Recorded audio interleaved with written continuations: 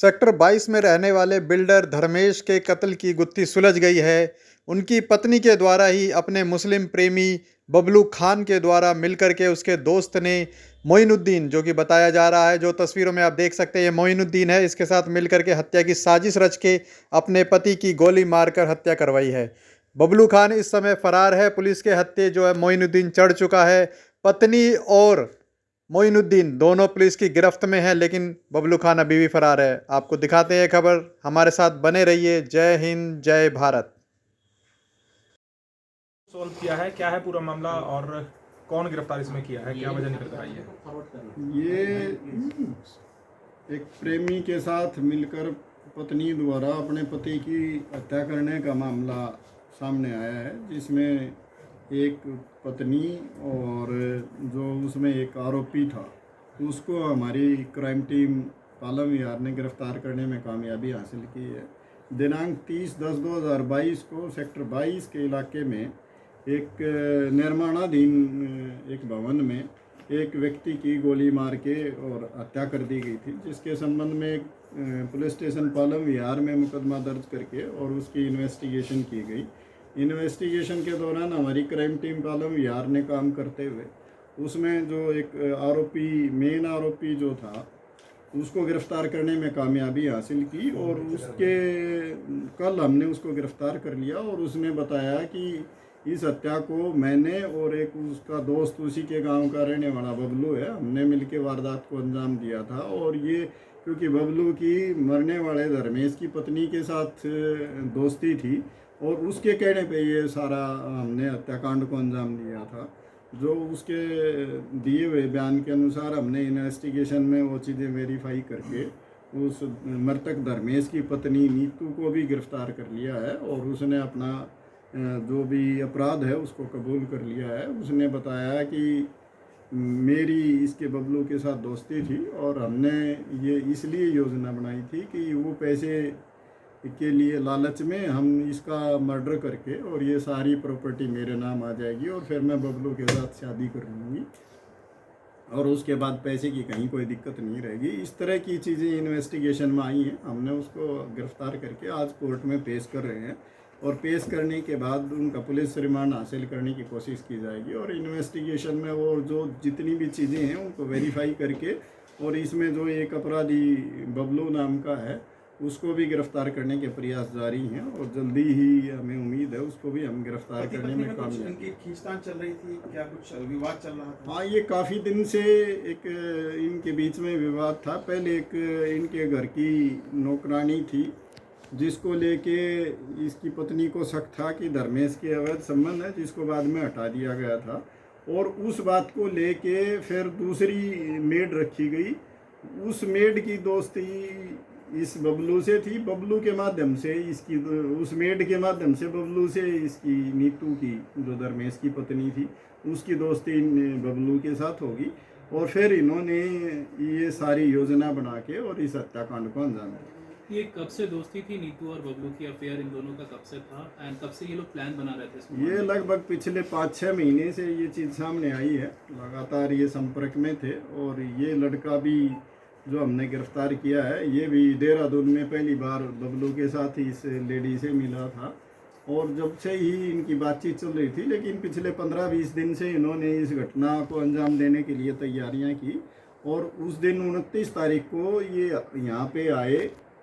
इसकी पत्नी के द्वारा बताई गई जगह, जो लोकेशन उसने भेजी थी और बताया था कि रात को वो वहाँ सोएगा, तो वहाँ पे वो आए और उन्होंने देखा, उसकी लोकेशन के अनुसार उसकी पहचान की और रात को फिर उसके अनुसार आके दिल्ली से वापस आके दिल्ली रुके और वहाँ से आके इन्होंने इस हत्याकांड को अंजाम दिया और फिर वापस दिल्ली की तरफ भाग गए। हत्या क्यों की सर उसकी? क्या कुछ वजह रही? प्रमुख वजह क्या है? प्रमुख जो वजह रही वो इनके जो रिलेशनशिप है उसी के कारण रही और दोनों के, क्योंकि आपस में एक दूसरे पे शक करते थे और इस कारण से इस हत्याकांड को अंजाम दिया गया और पैसे का लालच भी उसमें एक बहुत बड़ी वजह है। सर, हथियार कहाँ से मिले? प्रॉपर्टी थी जो वाइफ लेना चाहती थी, लगभग कितने करोड़ की थी? ये काफ़ी प्रॉपर्टी है। उसकी वैल्यूएशन के बारे में तो अभी हम नहीं कह सकते क्योंकि पूरी जानकारी अभी हासिल करनी बाकी है, लेकिन ये जो बताया गया है कि काफ़ी उसके पास प्रॉपर्टी थी, वो बिल्डर फ्लोर बना के भी बेचता था और उसकी आपस पहले की भी कुछ जो प्रॉपर्टी थी, जो ख़ानदानी प्रॉपर्टी थी, वो भी ठीक ठाक थी, किराए का भी काम था। तो इस तरह की चीज़ें इन्वेस्टिगेशन में सामने आई हैं और वो पैसा और इलिसिट रिलेशनशिप, ये दोनों इसमें प्रमुख वजह रही। सर कैसे इन्होंने योजना बनाई थी इसको लेकर, क्या कुछ खुलासा हुआ? कैसे इस बीवी ने कबूल किया? गुड़गांव पुलिस ने कैसे क्रैक किया इस पूरे मामले को? देखिए, जहाँ तक मैं बताऊँ, हमें बहुत जल्दी ही इस बात पे शक था कि ये मर्डर बाहर का नहीं हो सकता, बगैर वजह के कभी मर्डर नहीं हुआ करते।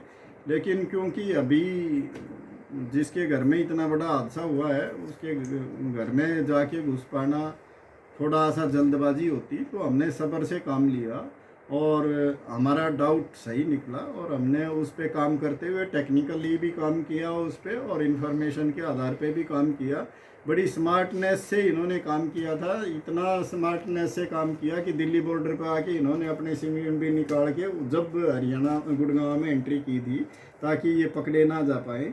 इस तरह की योजना बना के इन्होंने बड़े ध्यान से ये काम किया था। लेकिन ये जो चीज़ है, हम सब जानते हैं कि जब भी कोई भी क्रिमिनल कोई क्राइम करता है तो कोई ना कोई चूक उससे हो जाती है और उस चूक को पकड़ना पुलिस का काम होता है। हमने उसमें इस मर्डर में भी ऐसा ही किया, उस चूक को पकड़ा और इनको गिरफ्तार करने में हमें कामयाबी आई। सर हत्या अंडर कंस्ट्रक्शन बिल्डिंग में हुई थी, घर से बाहर हुई थी, बीवी पर शक कैसे हुआ?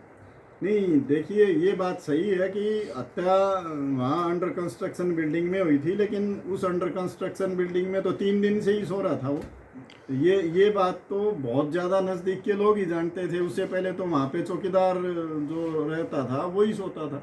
तो ये चीज़ें, और फिर हमने जब उनके रिलेशनशिप को खंगालने की कोशिश की तो उससे तस्वीर साफ होती चली गई और ये चीज़ें सामने। क्या बीवी से जब आपने पूछताछ की थी तो पहली पूछताछ में ही बीवी ने अपना गुनाह कबूल कर लिया था? बिल्कुल भी नहीं, वो इस बात के लिए पहले तैयार ही नहीं थी। लेकिन जब जो आदमी हमने पकड़ा है, हम भी पहले ये चाह रहे थे कि जो मर्डर करने वाले व्यक्ति हैं पहले हम उनको गिरफ्तार करें और उसके बाद ही जब कंफर्म हो जाए कि इसकी बीवी की ये इसमें इन्वॉल्वमेंट है, उसके बाद इसको गिरफ्तार करें।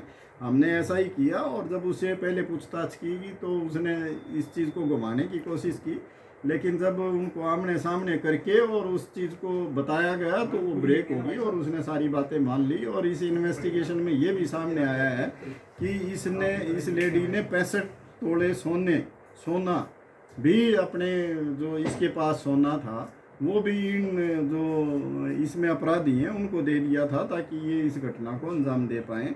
और इस जो एक बबलू नाम का अपराधी है, उसने उस सोने का यूज़ करके या इससे जो पैसे लेके वहाँ पे घर का भी निर्माण वो अपने गांव में कर रहा था। इस तरह की चीज़ें भी सामने आई हैं। लेकिन अभी इन्वेस्टिगेशन में सारी चीज़ों को जोड़ा जा रहा है और उसमें जैसी जैसी चीज़ें वेरीफाई होंगी उसके अनुसार कार्रवाई की जाएगी। सर, हथियार कहाँ से मिले थे और जो गाड़ी इस्तेमाल किए गए वारदात में, क्या वो बरामद हुए और क्या गाड़ी इनकी अपनी थी? ये जो गाड़ी उसमें यूज़ हुई है वो बबलू खान की थी और उसके अरेस्ट के लिए हम प्रयास कर रहे हैं। और ये जो हथियार थे उसका भी प्रबंध उसी ने किया था। तो अभी इस दोनों के बारे में जानकारी प्राप्त करके और उसको गिरफ्तार करके हथियार भी बरामद किए जाएंगे, गाड़ी भी उससे बरामद की जाएगी और उसमें और भी जो इन्वेस्टिगेशन में इससे रिलेटेड जो डॉक्यूमेंट्स है या जो भी चीज़ें हैं उनका भी खुलासा किया जाएगा। ये लोग देहरादून से ट्रेन से आए थे दोनों? नहीं, देहरादून से ट्रेन से नहीं आई है। उस दिन देहरादून से नहीं आए थे, मैंने ये बात नहीं कही। मैंने ये कहा है कि ये पहली बार जो ये आरोपी था ये देहरादून में इस लेडी से मिला था। ये उस दिन की बात नहीं है, ये तो कई महीने पहले की बात है। बबलू खान ने इससे उसकी मुलाकात करवाई थी और ये जो घटना अब हुई है ये लेटेस्ट घटना है, ये उससे बहुत पहले की बात है। बबलू खान का कोई और नाम भी है क्या सर, जैसे कि खान और बबलू? अभी तक तो हमारे पास यही नाम है, बाकी उसकी गिरफ्तारी के बाद और चीज़ें वेरीफाई हो पाएगी। ठीक है, धन्यवाद।